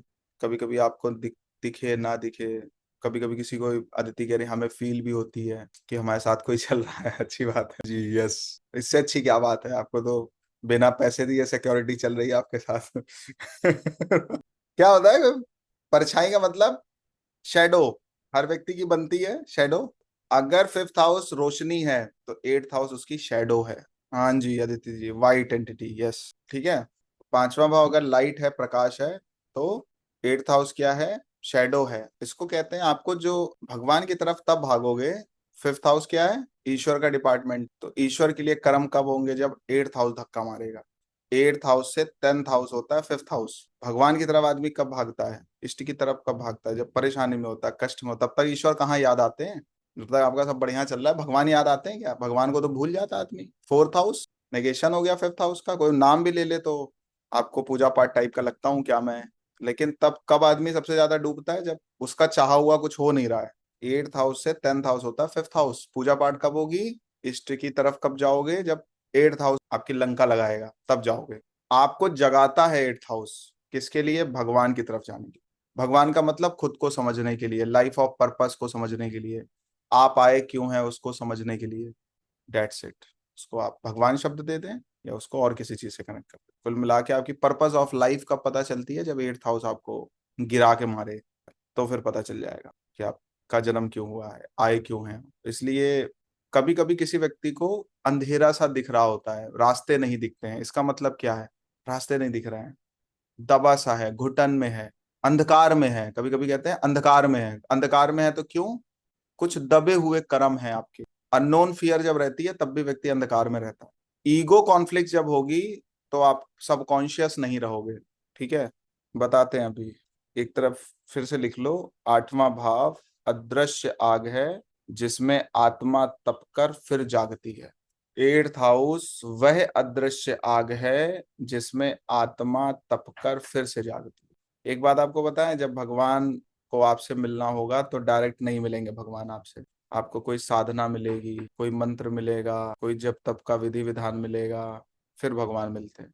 तो ये जो आपकी जर्नी है, स्पिरिचुअल जर्नी, वो एट्थ हाउस है। मृत्यु का स्थान नहीं बोलते हैं एट्थ हाउस को, क्या बोलते हैं? पूर्ण पूर्व जन्म, फुल सोल रिबिल्ड का स्थान बोला जाता है। तीन चीजें एट्थ हाउस आपको देता है, बताइए क्या है? और ये तीन चीजें, तीन प्रश्न करना अपने आप से, और जितनी चीजें अभी आज बताई हैं उनको समझने की कोशिश करना क्या क्या हो सकता है। और तीन प्रश्न खुद से करना, आंसर खुद मिलेगा आपको, कि हमारी जो आत्मा है उसका कार्मिक नॉट क्या है। लिख लीजिए इसको। हमारी जो आत्मा है उसका कार्मिक नॉट क्या है, कहाँ फंसी है, मोह माया क्या है, कार्मिक नॉट क्या है। कभी कभी तकलीफ भी होनी चाहिए, पीड़ा भी होनी चाहिए, पूरी लाइफ निकल गई हमारी, जो करने आए थे पता नहीं कर पाए कि नहीं कर पाए, तो ये कष्ट भी जरूरी है लाइफ में, तभी लाइफ ट्रांसफॉर्म होगी। दूसरी बात, किस पास्ट लाइफ के कर्म की वजह से आपका ये जन्म गढ़ा गया है? क्या पूर्व जन्म की चीजें हैं जिसको इस जन्म में आप चुकाने के लिए आए हो? पूर्व जन्म का कुछ कर्जा था तभी आपको, नहीं तो शरीर ना मिला होता आपको। कुछ तो फांस है अभी, और कुछ तो हमने पूर्व जन्म का कुछ डेप्थ है जिसकी वजह से ये स्वरूप मिला है। एक बात मैं आपको और बताता हूँ, जो कुछ भी आप हैं वो पूर्व जन्म से निर्धारित है, ठीक है। अब जो हैं आप, उससे आपके मुक्ति का मार्ग भी है, उसी से आपका मुक्ति का मार्ग है। कुछ नया करने की जरूरत नहीं होती है, उसी में आपकी साधना पूजा पाठ सब सम्मिलित है, अलग से नहीं करना है। जो आपको कद मिली है, जो काठी मिली है, जैसे विचार मिले हैं, जो आपको कर्म मिले हैं करने के लिए, ठीक है, उन्हीं से भगवान मिलेंगे, कुछ नया करने से नहीं मिलेंगे। कुछ नया करने से ईश्वर नहीं मिलते हैं। जो आपको मिला हुआ है उसी से भगवान मिले, ऐसा प्रयास करना चाहिए। समझ गए? थोड़ा कन्वीनियंट हो जाएगा आपके लिए। तीसरा, मेरी मुक्ति का मार्ग क्या है? थर्ड पॉइंट, इसको ट्रिगर करो और आंसर खुद से मिलेगा आपको। तीन प्रश्न पूछो कि हमारी कार्मिक नॉट क्या है, पूर्व जन्म में ऐसा हमने क्या किया होगा जिसकी वजह से या तो हमें कष्ट मिले हैं या हमें सुख मिले हैं, और तीसरी बात, हमारे मुक्ति का मार्ग क्या है, कि हमें दोबारा दोबारा 3 प्रश्न खुद से करिए, उसका उत्तर मिलेगा आपको। देखो, एस्ट्रोलॉजी को जब आप पढ़ रहे हैं तो, ज्योतिष को जब आप पढ़ रहे हैं तो केवल पढ़ो नहीं। एस्ट्रोलॉजी जो है ना, वो एसेंस है। जितने भी तरीके के शास्त्र वेद बने हैं ना, उनका सार है ज्योतिष। जितने भी वेद शास्त्र भागवत कुछ भी बना है, उसका सार है एस्ट्रोलॉजी। इसको केवल पढ़ना नहीं है, इससे कनेक्ट करिए, खुद को ढूंढने की कोशिश करिए जो आप बिखरे हुए हैं। क्योंकि ये बात ज्योतिष में बताई जाती है कि ज्योतिष जो है वो मोक्ष का मार्ग भी प्रशस्त करती है आपका। ये फलश्रुति है, जिसने ज्योतिष को बहुत ढंग से पढ़ लिया, उस व्यक्ति को अपनी लाइफ के सारे सॉल्यूशंस मिल जाते हैं। थोड़ा ढंग से पढ़ने की कोशिश करिए, अच्छे तरीके से समझने की कोशिश करिए, और अपनी लाइफ को समझने की। जब आपको आपकी लाइफ समझ आ गई तो किसी की भी लाइफ समझ। और हमें यही करना है बस, एस्ट्रोलॉजर को कुछ नहीं करना है। प्रिडिक्शंस बहुत बात की बातें हैं, बहुत एक दो क्लास में इतना बता देंगे कि मतलब आपका काम चल जाएगा, तो जिंदगी बैठ के रोटी खाओगे। लेकिन वो उद्देश्य नहीं होना चाहिए। उद्देश्य क्या होने हैं, हमारे भी सोल्यूशंस मिले, और जो व्यक्ति हमारे पास आए एनी हाउ उसको भी उसकी लाइफ के सॉल्यूशंस मिले। ये पर्पस होना चाहिए हमारा भी, आपका भी। ठीक है। All the best. जय श्री राम।